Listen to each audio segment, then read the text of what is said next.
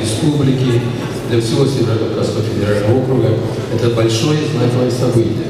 Появление у нас таких современных, суперсовременных предприятий, когда подъезжали сюда, это свидетельство отношений, во-первых, федерального центра, во-вторых, вашего руководителя Юзбека Маркевича к своей республике, к федеральному центру, к Северо-Кавказскому федеральному округу.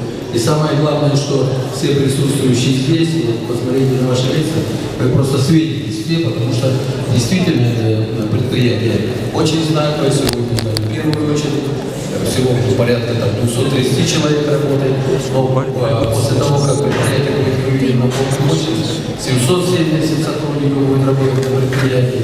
Это и пополнение бюджета по нашей оценке порядка 140 миллионов рублей. В общем, мы на правильном пути.